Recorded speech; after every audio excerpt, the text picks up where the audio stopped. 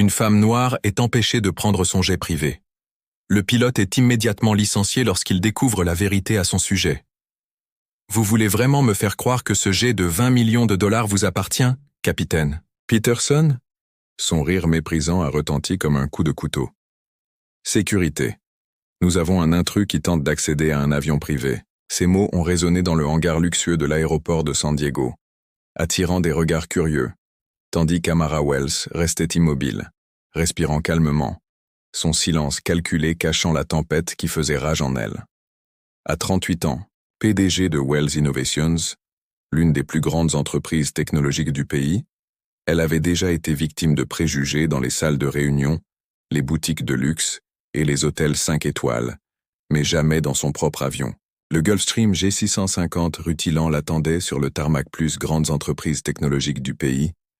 Elle avait déjà été victime de préjugés dans les salles de réunion, les boutiques de luxe et les hôtels 5 étoiles, mais jamais dans son propre avion.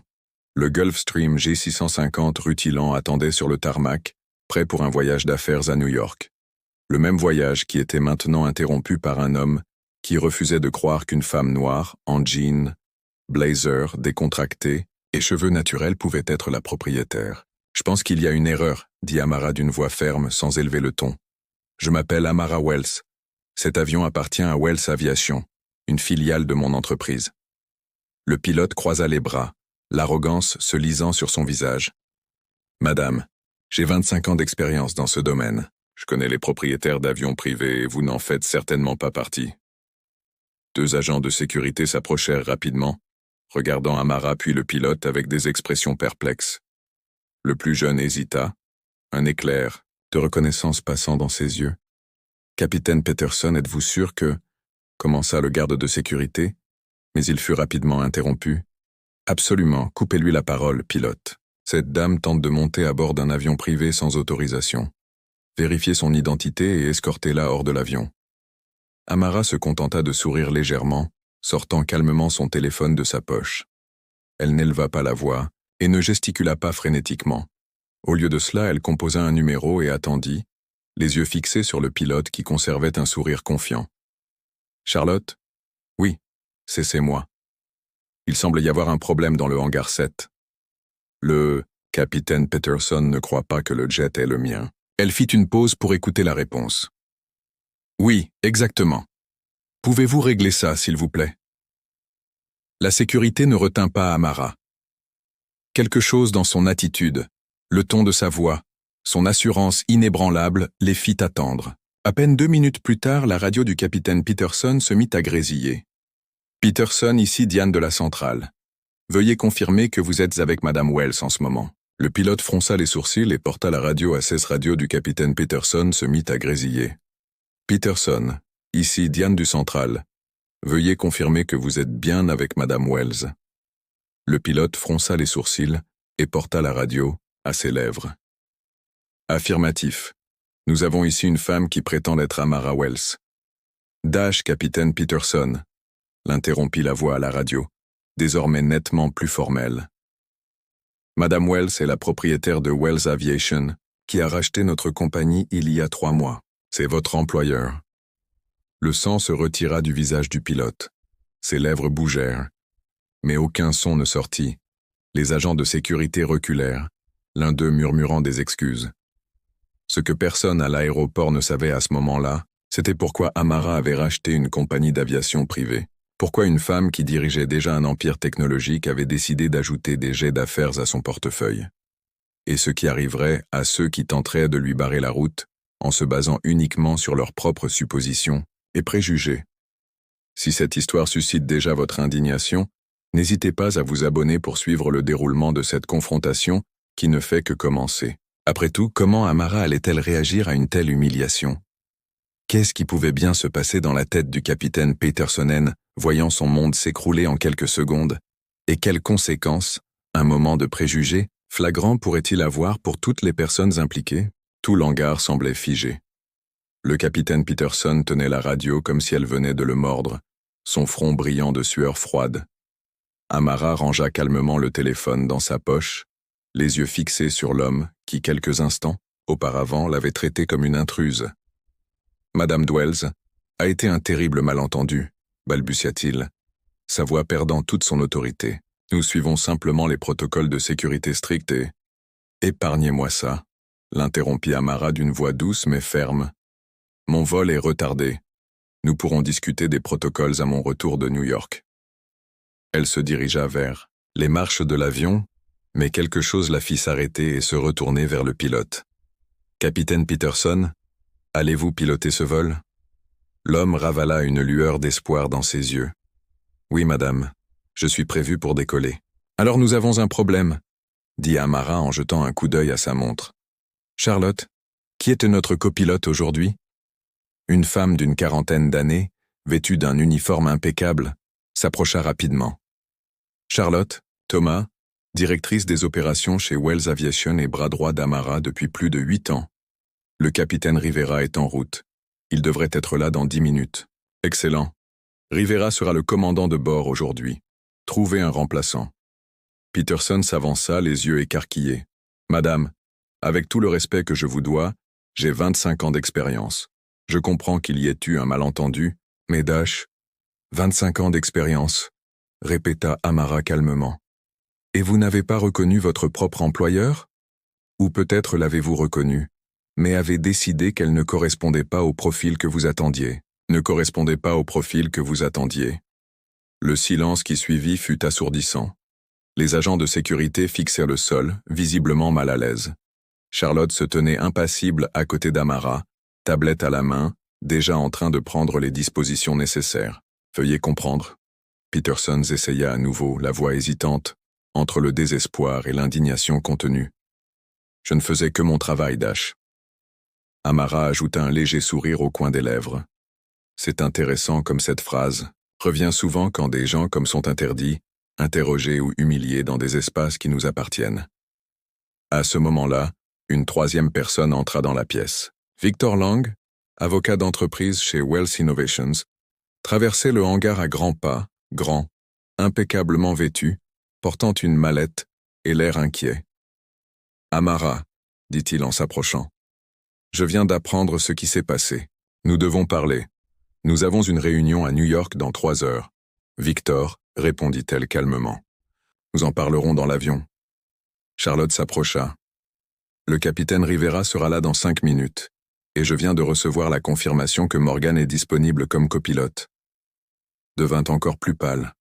« Morgan Taylor, mon ancien élève, est l'un de nos meilleurs pilotes, » ajouta Charlotte sans regarder Peterson.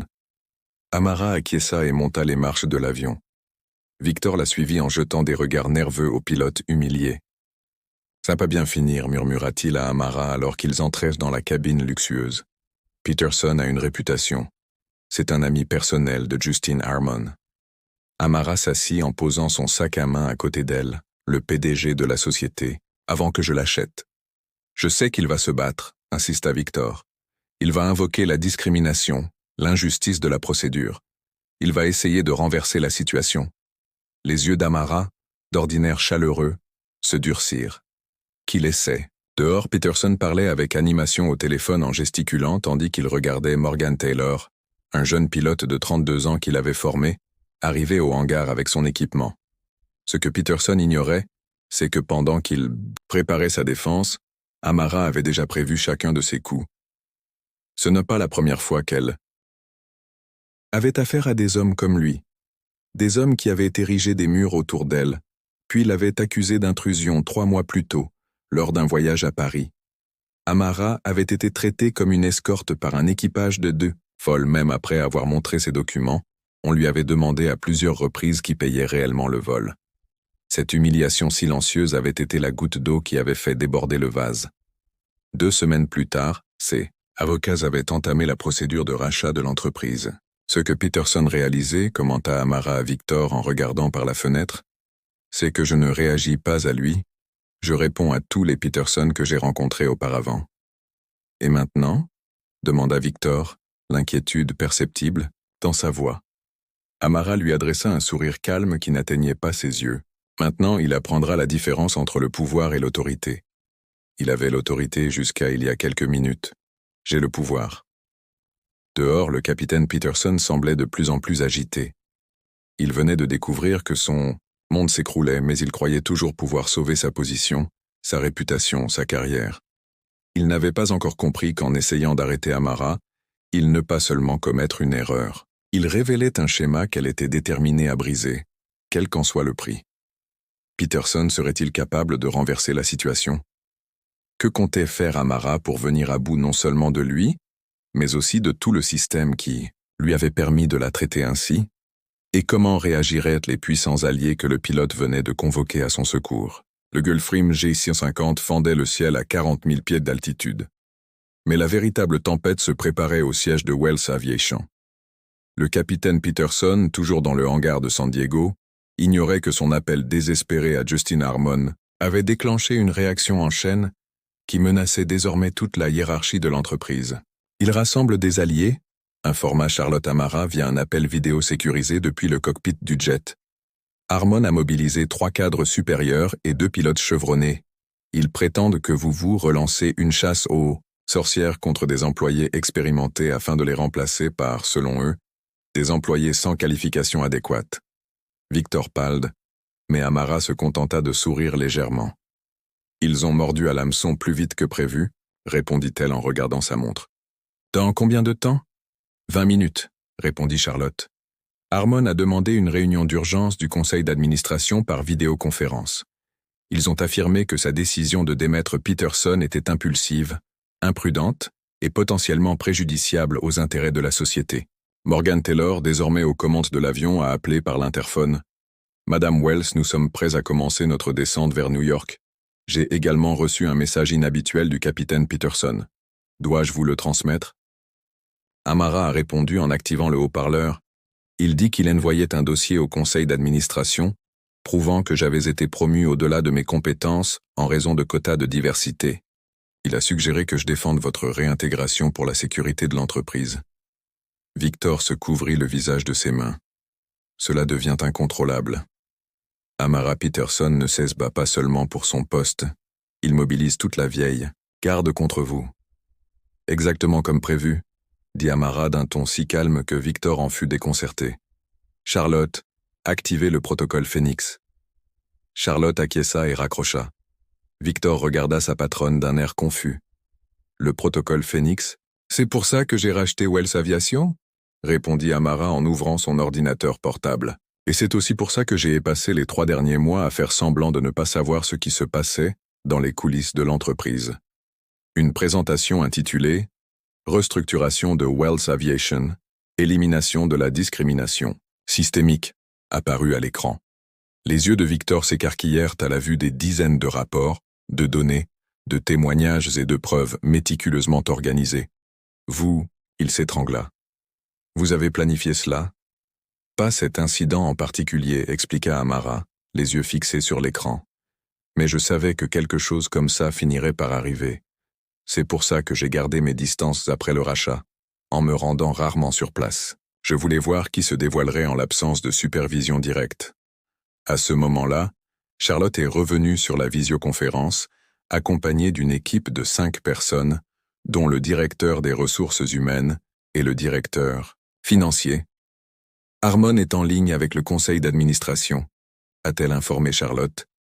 Ils exigent sa présence pour clarifier l'incident. Parfait, a répondu Amara. Je suis prête. L'écran s'est divisé en plusieurs cadres, révélant les visages des dirigeants, principalement des hommes blancs, dont les expressions allaient de l'inquiétude à l'un de près. L'écran s'est divisé en plusieurs cadres, révélant les visages des cadres, principalement des hommes blancs dont les expressions allaient de l'inquiétude à l'indignation à peine dissimulée. Au centre se trouvait Justin Harmon, l'ancien PDG de la société, un homme corpulent aux cheveux gris et à l'attitude autoritaire. Madame Wells a commencé sur un ton condescendant, un homme corpulent aux cheveux gris et à l'allure autoritaire. Tam Wells, commença-t-il d'un ton condescendant, nous comprenons qu'il y ait eu un malentendu avec l'un de nos pilotes les plus expérimentés. Le conseil d'administration s'inquiète de la précipitation avec laquelle cette décision a été prise. Le capitaine Peterson a déjà fait l'objet de plaintes pour harcèlement au cours des 8 dernières années. Amara l'interrompit d'une voix cristalline. 5 plaintes pour comportement discriminatoire ont été rejetées sans enquête. 3 pilotes qualifiés ont été rejetés après avoir passé un entretien avec lui. Tous étaient des femmes. Noires ou latines? Silence était assourdissant. Harmon cligna des yeux, visiblement secoué. « Comment ai-je pu vous renvoyer, monsieur Harmon ?» continua Amara, implacable. « Sous votre direction, la compagnie a embauché 78 pilotes au cours des 5 dernières années. 75 hommes blancs, 2 asiatiques et un latino. Aucune femme noire, malgré 17 candidates qualifiées. » Charlotte partagea sur l'écran un graphique détaillé montrant les statistiques d'embauche, suivi d'une liste des cas internes signalés. « Messieurs, » continua Amara, d'une voix désormais ferme, « je n'ai pas acheté cette compagnie comme un simple investissement. Je l'ai achetée pour la transformer. Le protocole Phoenix ne vise pas à licencier Peterson. Il vise à démanteler le système qui l'a protégé pendant si longtemps. » L'écran changea à nouveau, affiche. « Je n'ai pas acheté cette entreprise, uniquement comme un investissement, je l'ai achetée pour la transformer. Le protocole Phoenix ne vise pas à licencier Peterson, mais à démanteler le système qui l'a protégé pendant si longtemps. » L'écran changea à nouveau, montrant Morgan Taylor et 5 autres femmes pilotes, toutes qualifiées, toutes précédemment rejetées sous des allégations douteuses. « Voici les nouvelles dirigeantes de Wells Aviation, » annonça Amara. « Quant à vous, monsieur Harmon, et à votre entourage, vos contrats seront immédiatement révisés. » Les visages à l'écran se figèrent dans des expressions de choc alors que le jet d'Amara commençait sa descente vers New York, laissant derrière lui non seulement San Diego, mais tout un système de privilèges bien établi qui ne serait plus jamais le même. Personne ne s'attendait à ce que Peterson désespéré fasse un dernier geste dangereux. Jusqu'où irait-il pour tenter de sauver non seulement son emploi, mais aussi le monde qu'il connaissait, et quelle serait la véritable portée de la transformation qu'Amara sur toute une industrie? La nouvelle se répandit comme une traînée de poudre dans le secteur de l'aviation privée.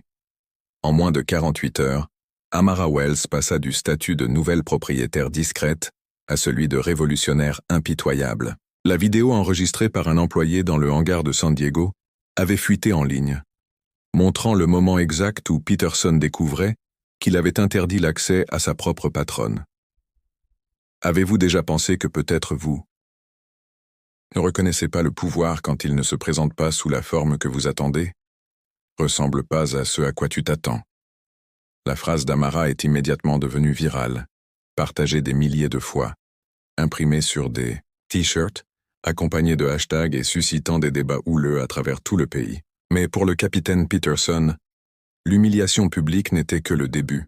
Ces dernières mesures désespérées, consistant à envoyer un email diffamatoire sur Morgan Taylor à tous les dirigeants de l'entreprise, ont sonné le glas de sa carrière. Dirigeants de l'entreprise ont sonné le glas de sa carrière. Ce qu'ils ne savaient pas, c'est qu'Amara avait mis en place un système spécial de surveillance des communications après le rachat, spécifiquement destiné à détecter les cas de harcèlement et de discrimination. Chaque phrase discriminatoire que vous avez écrite au cours des 5 dernières années a été documentée, expliqua Peterson Victor à l'ancien chauffeur 3 jours plus tard, dans une salle de réunion froide et impersonnelle. Et il ne s'agit plus seulement d'un licenciement. Madame Wells a décidé de porter plainte contre vous pour diffamation et harcèlement systématique. Peterson, autrefois arrogant, semblait désormais rapetit dans son costume coûteux. À côté de lui, Justin Harmon et 3 autres cadres de l'ancien régime attendaient leur propre verdict. « Vous ne pouvez pas faire ça », marmonna Harmon, sa confiance s'effritant visiblement. « J'ai des amis puissants dans ce secteur. » « Et ils prennent déjà leurs distances avec vous », répliqua Charlotte en faisant glisser un dossier sur la table. 5 entreprises ont déjà suspendu leur contrat avec vos sociétés privées. Personne ne veut être associé à ce scandale. Pendant ce temps, à New York, Amara inaugurait officiellement le programme Ascent, une initiative révolutionnaire visant à former et à promouvoir les professionnels sous-représentés dans le secteur de l'aviation, financée à hauteur de 50 millions de dollars sur ses propres deniers. À ses côtés se trouvaient Morgan Taylor et 12 autres femmes pilotes expérimentées qui avaient été systématiquement ignorées ou sous-estimées tout au long de leur carrière. « Nous ne demandons pas de faveur », a déclaré Amara devant une salle remplie de journalistes et de dirigeants du secteur. « Nous exigeons des opportunités, les mêmes opportunités qui ont toujours été accordées librement aux personnes qui ressemblent à Peterson et Harmon. » En coulisses, Morgan s'est approché d'Amara, les larmes aux yeux. Quand j'ai commencé à voler, ma mère, qui était la première femme noire de son unité militaire, m'a dit que je devrais travailler 2 fois plus dur pour être considéré comme moitié moins valable que les autres pilotes. Elle avait tort. J'ai dû travailler 4 fois plus dur, a déclaré Amara en souriant et en serrant doucement l'épaule de la jeune pilote. Ce programme n'est pas une question de vengeance. Il s'agit de corriger une injustice. Il s'agit de remettre les choses en ordre. A toujours été tordu.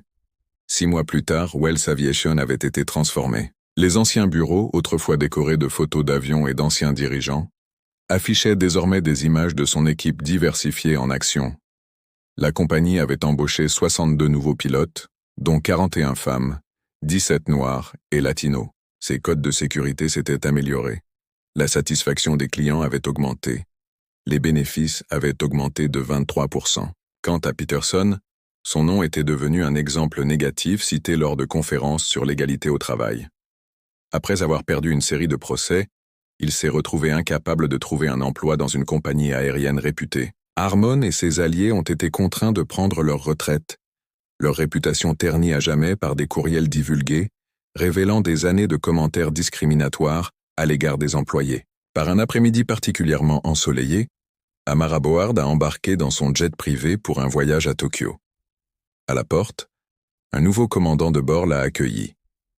Elena Vega, 48 ans, 20 ans d'expérience et aucune reconnaissance jusqu'à présent. « Bienvenue à bord, Madame Wells », a dit Elena avec un sourire professionnel. « Merci, capitaine Vega Amara », a répondu Elena en lui rendant son sourire. « Comment va votre fils à l'université? En médecine, c'est ça? » « Oui, merci Elena. » Avec un sourire professionnel. « Merci, capitaine Vega », répondit Amara en lui rendant son sourire. « Et comment va votre fils à l'université? Médecine, c'est ça, Elena? » Les yeux d'Elena s'écarquillèrent un instant, avant de s'adoucir. « Oui, en 2e année. Il était très fier quand j'ai obtenu ce poste. » Amara acquiesça et se dirigea vers son siège habituel. Ce que Peterson et tant d'autres n'avaient jamais compris, c'était que le véritable pouvoir ne réside pas dans l'humiliation des autres, mais dans leur élévation. Il ne réside pas dans la construction de murs, mais dans celle de ponts. Alors que l'avion roulait sur la piste, Amara regarda par le hublot et aperçut les hangars de Wells Aviation au loin. Le nouveau panneau arborait désormais un nouveau slogan tiré d'une phrase que sa grand-mère répétait souvent. « Le ciel n'a pas de limite pour ceux qui ont des ailes, et tout le monde mérite d'avoir la chance de voler. »